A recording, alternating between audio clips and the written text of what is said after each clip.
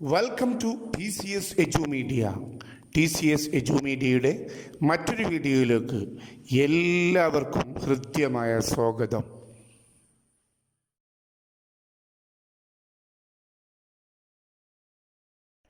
Today we are going to discuss about the American War of Independence. Before starting this topic, we have to know about America. There is two continents related to America. The first one is South America and second one is North America. In this topic, we have to discuss about North America. What is the history of North America? Christopher Columbus, a sailor of the Spanish government, he reached North America in 1492.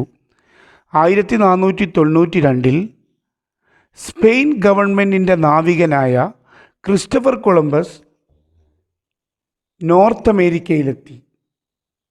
എന്നാൽ Christopher Columbus താൻ എത്തിയത് ഇന്ത്യയിലാണെന്ന് വിചാരിച്ച് അവിടെയുള്ള ജനങ്ങളെ അദ്ദേഹം Indians എന്ന് വിളിച്ചു.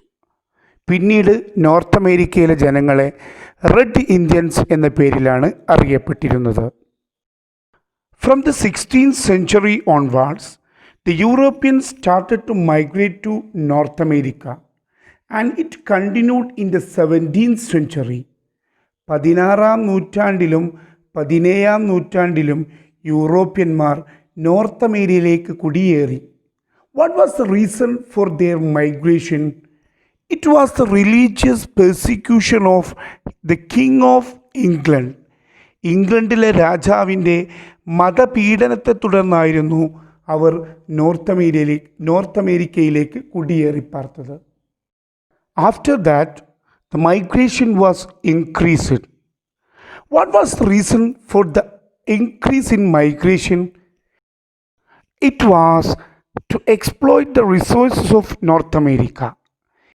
എന്നാൽ 17ാം നൂറ്റാണ്ടിന് ശേഷവും യൂറോപ്പിൽ നിന്നും ഒരുപാട് ആളുകൾ നോർത്ത് അമേരിക്കയിലേക്ക് കുടിയേറിപ്പാർക്കാൻ തുടങ്ങി.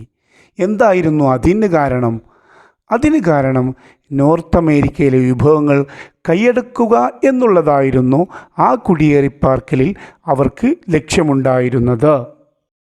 വിത്ത് the increase in European migration, the Red Indians were displaced to the interiors.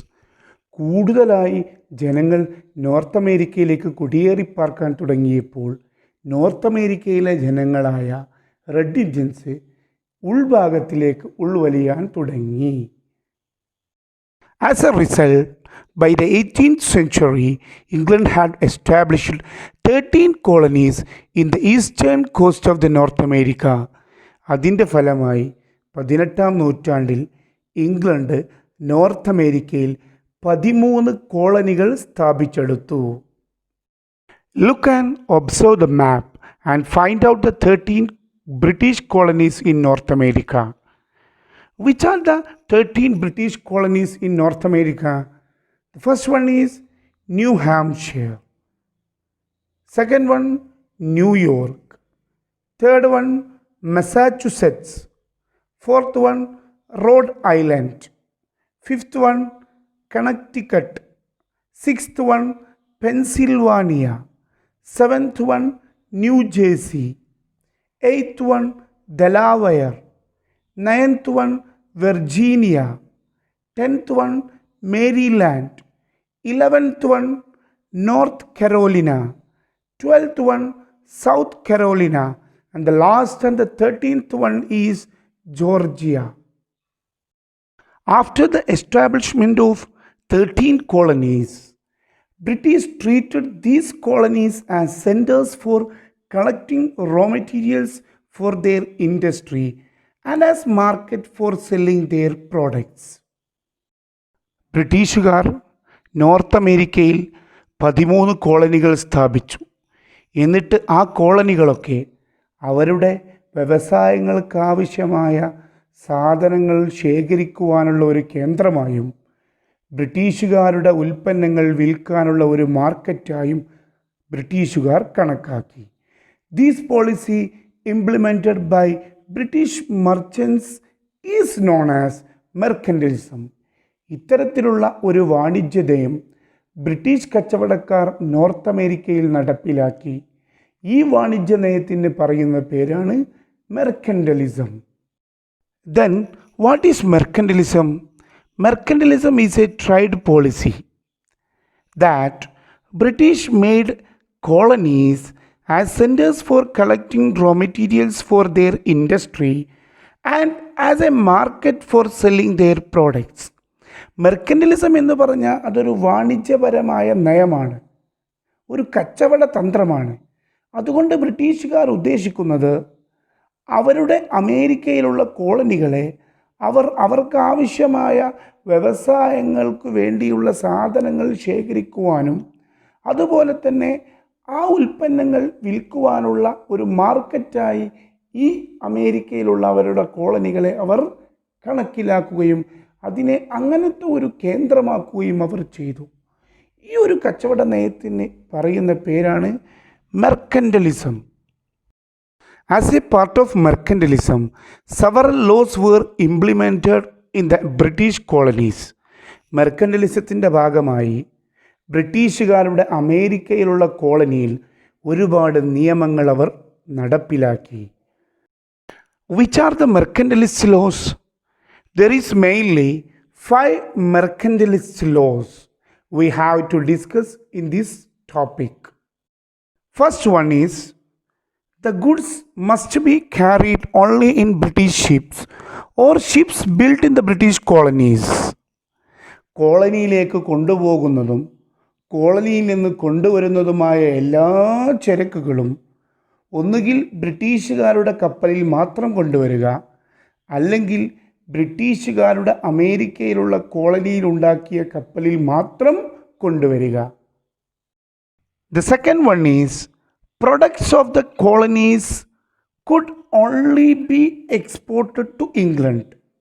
കോളനിയിൽ ഉണ്ടാക്കുന്ന ഏതൊരു സാധനവും ഇംഗ്ലണ്ടിലേക്ക് മാത്രമേ കയറ്റി അയക്കാവൂ. ഇതായിരുന്നു രണ്ടാമത്തെ നിയമം.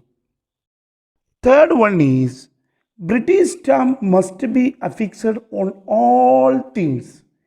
എല്ലാ സാധനത്തിൻ്റെ മേലിലും ബ്രിട്ടീഷ് സ്റ്റാമ്പ് അവർ നിർബന്ധമാക്കി. അത് ഒരു നിയമപരമായ പേപ്പറാണെങ്കിലും ന്യൂസ് പേപ്പർ പത്രങ്ങളാണെങ്കിലും ലഘുലേഖകളാണെങ്കിലും ലൈസൻസുകളാണെങ്കിലും ഇങ്ങനെ തുടങ്ങിയുള്ള എല്ലാ സാധനത്തിൻ്റെ മേലിലും ബ്രിട്ടീഷിൻ്റെ സ്റ്റാമ്പ് അവർ നിർബന്ധമാക്കി. Fourth one is, colonies must provide food and accommodation for the British soldiers which were maintained in the colonies. കോളനിയിലെ കാര്യങ്ങൾ നോക്കാൻ വേണ്ടി ബ്രിട്ടീഷുകാർ ഏൽപ്പിച്ച പട്ടാളക്കാർക്കുള്ള താമസ സൗകര്യവും ഭക്ഷണ സൗകര്യവും കോളനിയിലെ ജനങ്ങൾ തന്നെ കൊടുക്കണം. അത് ബ്രിട്ടീഷുകാർ ഏറ്റെടുക്കുകയില്ല. ഇതായിരുന്നു നാലാമത്തെ മെർക്കൻറ്റലിസ്റ്റ് law. The last one is, import tax must be paid. ഏതൊരു സാധനവും കോളനിയിലേക്ക് ഇറക്കുമതി ചെയ്യുകയാണെങ്കിൽ അതിനെല്ലാം ബ്രിട്ടീഷുകാർ അമേരിക്കക്കാരിൽ നിന്നും നികുതി ഈടാക്കി. This was the 5 mercantilist laws implemented by British in the colonies. The mercantilist laws badly affected the people of the colonies. ഈ മെർക്കൻറ്റലിസ്റ്റ് നിയമങ്ങൾ കോളനിയിലെ ജനങ്ങളെ വളരെ മോശമായി ബാധിച്ചു. What was that? The domestic trade in colonies destroyed. കോളനിയിലുള്ള കച്ചവടം തകർന്നു. The rights of the people of colonies denied. കോളനിയിലെ ജനങ്ങൾക്ക് അവകാശങ്ങൾ നിഷേധിക്കപ്പെട്ടു. They were exploited very well. അവർ നല്ല രീതിയിൽ ചൂഷണം ചെയ്യപ്പെട്ടു. Then the people of colonies decided to fought against these exploitative laws of the British. അപ്പോൾ കോളനിയിലെ ജനങ്ങൾ ബ്രിട്ടീഷുകാരുടെ ഈ വളരെ ചൂഷണപരവും മോശവുമായ നിയമങ്ങൾക്കെതിരെ പോരാടാൻ തീരുമാനമെടുത്തു. At the same time, some thinkers like John Locke and Thomas Paine They also motivated the people of the colonies to fight against the exploitative laws of the British. അതേസമയം John ലോക്കിനെ പോലെയും തോമസ് പെയിനെ പോലെയുമുള്ള ചിന്തകർ കോളനിയിലെ ജനങ്ങളോട് ബ്രിട്ടീഷുകാരുടെ ഈ നിയമത്തിനെതിരെ പോരാടാൻ വേണ്ടി അവർക്ക് പ്രചോദനം നൽകുകയും ചെയ്തു. John Locke said that everyone has some fundamental rights. No government has the right to suspend them. ഓരോരുത്തർക്കും ഓരോ രാജ്യങ്ങളിലും ചില മൗലികാവകാശങ്ങളുണ്ട്. ഒരു ഗവൺമെൻറ്റിനും അത് തടയാൻ സാധ്യമല്ല. Thomas pain said that there is something absurd in supposing a continent, North America, be perpetually governed by a foreign power, England. England എന്ന് പറയുന്ന ഒരു വിദേശ ശക്തി അത് വളരെ വലിയ ഒരു കോണ്ടിനെൻ്റായ നോർത്ത് അമേരിക്ക എന്ന വലിയൊരു കോണ്ടിനെൻറ്റിനെ ഭരിക്കാൻ മാത്രം അവർ ആയിട്ടില്ല. So you have to fought against them. അതുകൊണ്ട് നിങ്ങൾ അവരോട് പോരാടണമെന്ന് ഈ ചിന്തകർ കോളനിയിലെ ജനങ്ങളോട് പറയുകയും അവരെ മോട്ടിവേറ്റ് ചെയ്യുകയും ചെയ്തു. So the people of colonies decided to fought against them. Now we can say that what was the reason for American war of independence. The first reason is mercantilist law and the second one is influence of thinkers. അപ്പോൾ നമുക്ക് ഈ പറഞ്ഞതിൽ നിന്ന് American സ്വാതന്ത്ര്യ സമരത്തിൻ്റെ കാരണങ്ങൾ മനസ്സിലായി. ഒന്നാമത്തെ കാരണം മെർക്കന്റലിസ്റ്റ് നിയമങ്ങളും രണ്ടാമത്തെ കാരണം ചിന്തകരുടെ സ്വാധീനവുമായിരുന്നു.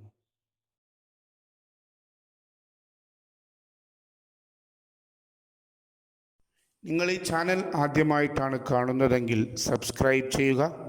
അടുത്തുള്ള ബെല്ലൈക്കണും കൂടെ അമർത്തിയാൽ ഞങ്ങൾ ചെയ്യുന്ന എല്ലാ വീഡിയോസും നിങ്ങളുടെ ഫോണിൽ നോട്ടിഫിക്കേഷനായി എത്തുന്നതാണ്. ഇഷ്ടപ്പെട്ടാൽ ലൈക്ക് ചെയ്യുക. നിർബന്ധമായും നിങ്ങളുടെ സുഹൃത്തുക്കൾക്ക് ഷെയർ ചെയ്ത് കൊടുക്കുക. അഭിപ്രായങ്ങൾ കമൻറ്റ് ബോക്സിൽ അറിയിക്കുക. ഇഷ്ടപ്പെട്ടിട്ടില്ലെങ്കിൽ ഡിസ്ലൈക്ക് ചെയ്യുക.